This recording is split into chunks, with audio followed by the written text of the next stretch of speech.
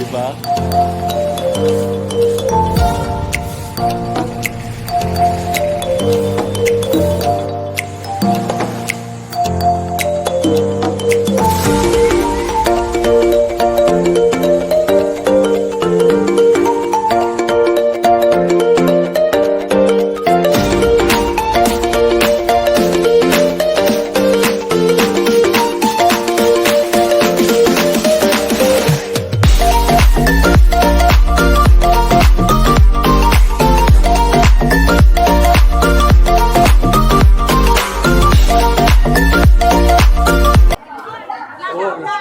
Mga senior citizen po, ayan, may grand meeting, may meeting po kami mga senior citizen.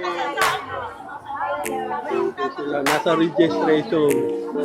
For registration.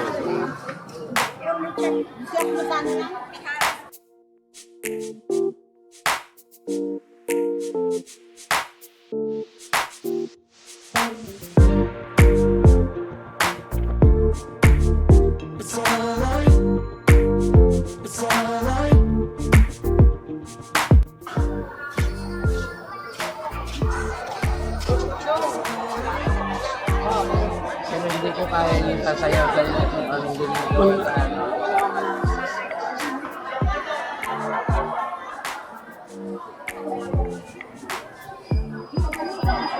Ang problema, nakaiba ang number. Yan po yung iba. Ito, naging number yung 1-4. Registration.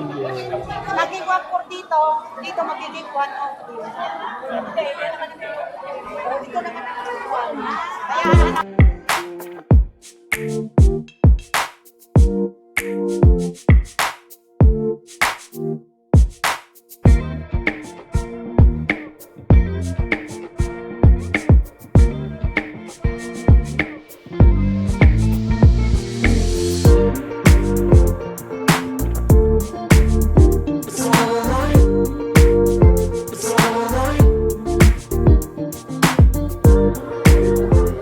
Hello, yung pong mga nakapagparehistro na mangyaring paupo na kayo dito at magsisimula na tayo. Mainit na mainit. Saan tayo? Doon na lang tayo. Diyan na tayo.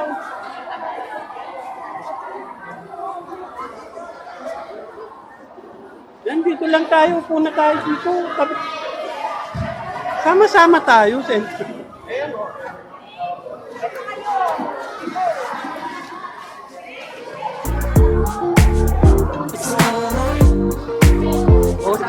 Oh, palitan na.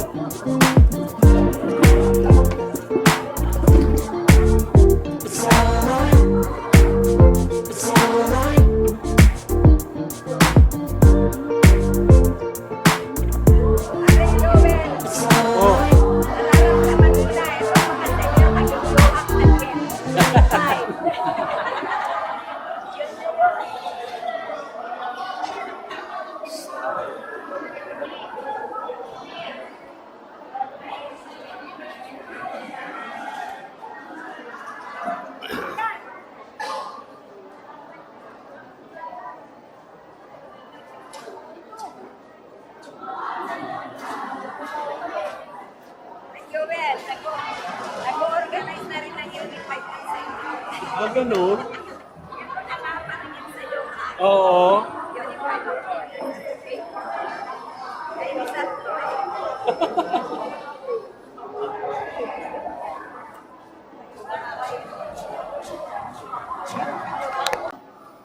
Come, Holy Spirit, I need you. Come, Holy Spirit, I pray.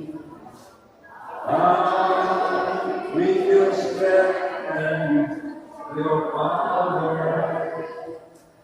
Come in your special way. Marina, Espiritu Santo,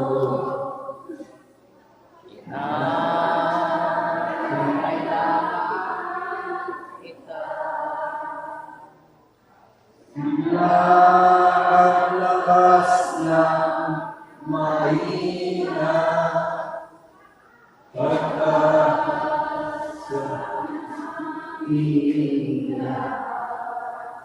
Panginoon, sa akin ito, papurit na salamat ang binibigay namin sa iyo sa patuloy mong pagbibigay sa amin ng buhay at magandang kalusugan sa aming Panginoon. Panginoon, pinasasalamatan ka rin namin sa patuloy mong pagbibigay ng biyaya sa bawat isa sa amin. Sa dalangin namin sa inyo, Panginoon, na sa hapon ito, samahan niyo kami at gabayan sa aming pagpupulong na ito upang ang lahat ng mapagsulungan at mapagkasintuhan ay naaayon sa iyong magandang kalooban. At maging ito po ay maging bunga ng aming pagkakasintuhan sa araw na ito. Ang lahat na ito ay hinihiling ko sa daming pangalan ni Jesus, kasama ng Espiritu Santo pagpasawalang hanggan. Amen. Sa tambalang mapagangko sa mga Kristiyano, sa ngalan ng Ama, ng Anak, ng Espiritu Santo.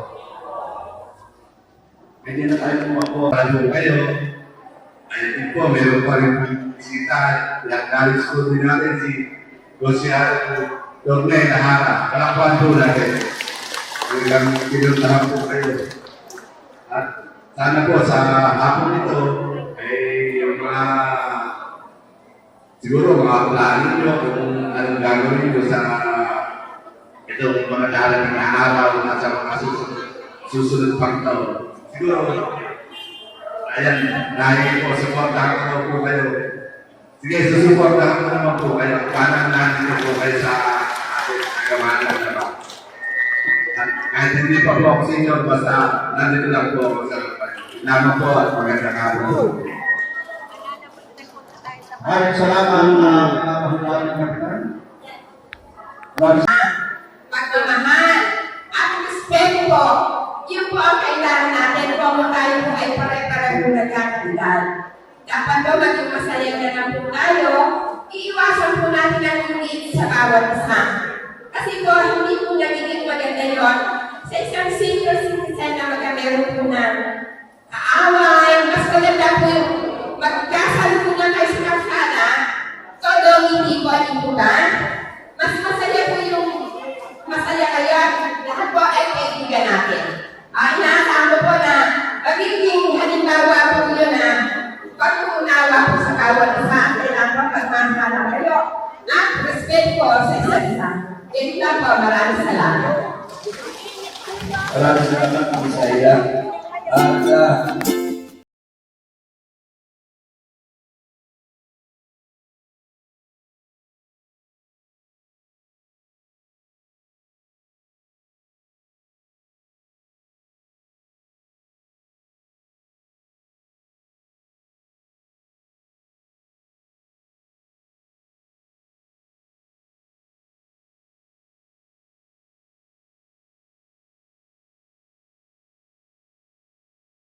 ang paborito niyong apo ay dadagdagan natin yung paraffle natin para sa mga seniors. Hindi ko po sure kung mga bigas ba yung binigay ko o kung ano man. Ang may siya naman, magbibigay tayo ng 20 na sobre na tingin 1,000. Meron kung hindi nakakuha ng gamot, sana ang mabunod yung mga talagang nangailangan. So, manalangin na po kayo ngayon pa lang. Pero po, bago ko po ibigay ang mikropono sa susunod na magsasalita, nandito po ako para magdagdag ng apang masaya. Pangalawa po, para po mag-record ang inyong paboritong apo. Para kung ano na po ang ginagawa natin sa Kalamba. Kaya again, maraming salamat po sa pag-imbita. Siya, sana hindi po kayo madadala sa akin. Okay po? Okay po. Salamat po, syempre kay Kapitong Bedford. Napalapakan po natin ang ating minamahal na kapitan. Patong po. Salamat din po kila po si Sharon, Kumiya Manaig. Palapakan po natin. Si Ireneo Mabaga. Palapakan po natin. Consial Crispin Rivera, palapakan po natin. Kaya ito po kasi, minsan lang naman tayo mag-gather na po. Si Consial Joel Pagaspas, palakpakan po natin. Konsehal April Fajardo, palakpakan po natin. Si Konsehal Jane Dalisay, at syempre si Konsehal Lolita Dan. Okay, nakakasama po ba si Konsehal? At of course, ang ating barangay in charge, dito po si Ma'am Florinda Albayra, palakpakan po natin. Si Itong Alvarez, nakanakal natin. Si Barangay Secretary Melanie Hernandez at ang buong pamunuan ng Mahada House Senior Citizen na hindi po natin titigil ang suporta at tulong sa mga miyembro nito. Sa pangunguna po ni President Atonasio. Ano po nickname ninyo? Tana! Tata-tana! Tata-tana! Mabaga palapakan po natin.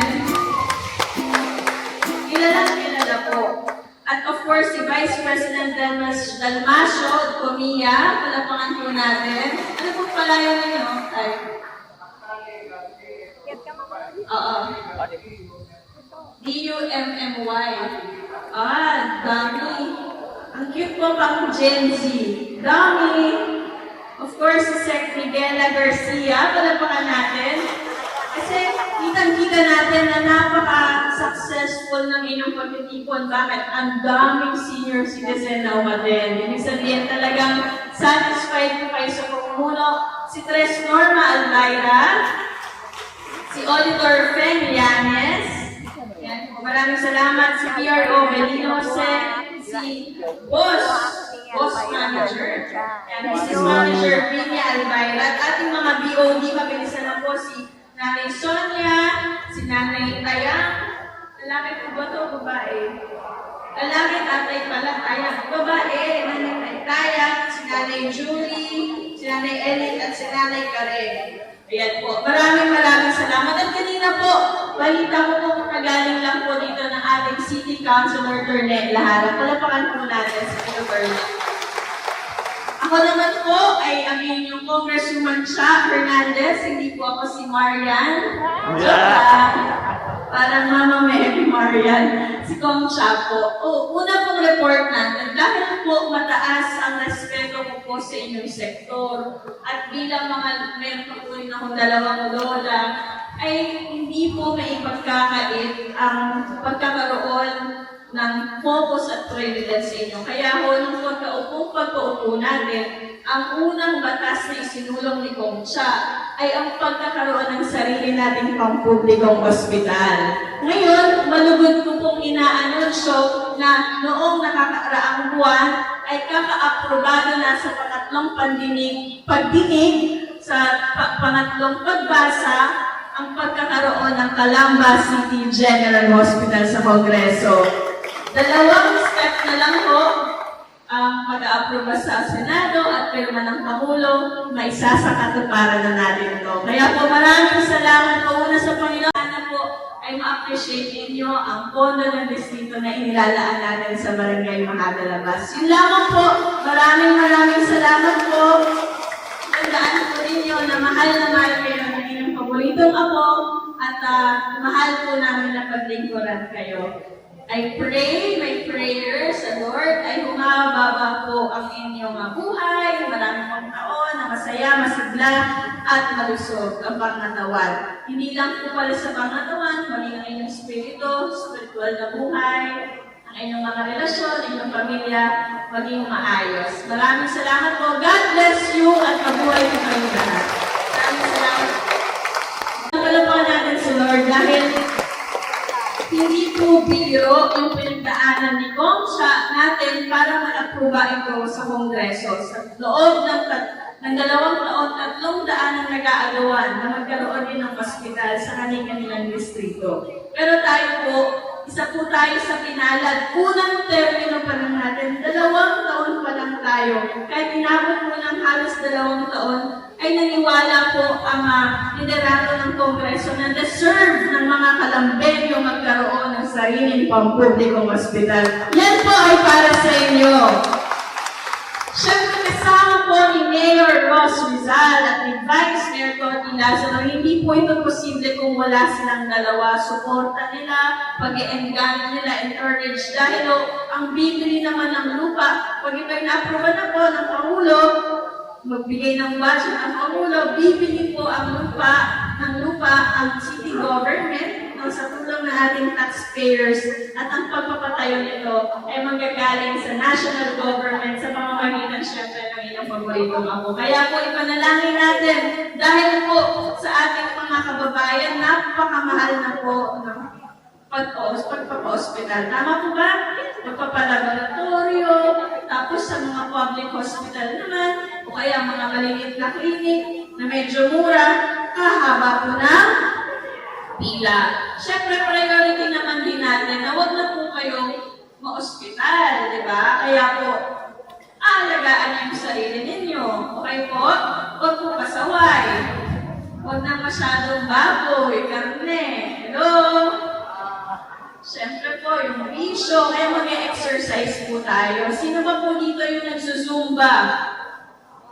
O nag-i-stretching na ganyan, naglalakad-lakad? At isda at gulay, yun po, may parte rin po tayo. Pero syempre sa mga ating senior citizen na nangailangan ng pag-hospital, habang tinatrabaho po natin na may patayo ng hospital, hindi po ito madali, by the way. It will take years, pero nakausad na po tayo. Salamat sa Panginoon. So habang tinatrabaho nito, meron po tayong mga tulong na makukuha sa opisina. May opisina na ang congresswoman ninyo, ang congressman, alam niyo na kung saan kayo pupunta, doon po sa City Hall, kami po ng BSWD. Asahan po namin kayo. May medisina rin kami pinapamigay, di ba? At isa rin po sa batas na isulong natin ay ang pagkakaroon ng nursing home para sa ating elderlies.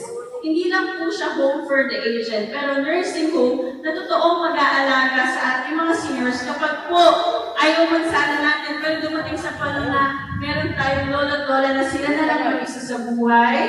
Oo. Trahedya po ito, pero syempre, kung magkaroon ng mga ganun pagkakataon, o kaya talagang masakit man, may mga seniors po ba na napapabayaan? Kung meron lang po, ay isa to sa batas na pinapa-aproba din natin at pinaglalaban. Dahil mahalaga po ang ating mga senior citizens na ang mga magtatrabaho po doon ay ituturing kayong kapamilya. Gusto niyo po ba ito para sa mga nangangailangang seniors? Opo, Siyempre, siyempre. hindi naman lahat papasok dito kasi may mga anak kayo, ako, na mag-aalaga sa inyo. Pero just in case sa mga medyo hindi po pala rin sa kapamilya, ay meron po tayong maasahan na ito. Ipag-pray din po natin na may sakatuparan po natin. Yun lamang po, marami po po tayong programa at proyekto. Kung nag-Facebook po kayo, ay i-like na naman po yung Facebook page ko, no? Mag-usap po tayo doon dahil meron po kayong makikita mga impormasyon doon sa mga ginagawa natin. At syempre, hindi ko pa nababanggit kay Kak, pero nung isang araw, isang linggo, 2 linggo lang karaan, namigay po kami ng tent at solar lights. Diba po, Nay? Diba nandito po yung iba sa senior citizen? Namigay tayo ng solar lights, tents. Sayang na, Tapos di ba? after po, the next day, I-repeat lang nagpunta natin yung tent natin dati. DWH, at projects team po para mag-inspect. Kasi sabi ni Kap Bonglen, kailangan lang i-renovate itong court na po at may makatulong rin sa opisina ninyo. Kasi nagpagawa sa opisina ninyo, di ba? Wala pa kayo naman sa kapitan. Alam na lang. So, tingnan po natin, basta pag nakakasama na yan, kasi budget rin po ngayong August, kaya madalas po sa Kongreso, pag po ito ay nakasama, babalitaan po kayo. At Laguna po. Salamat po. Thank you po, congrats po. It's an honor na makasama sa vlog. Yeah. Thank you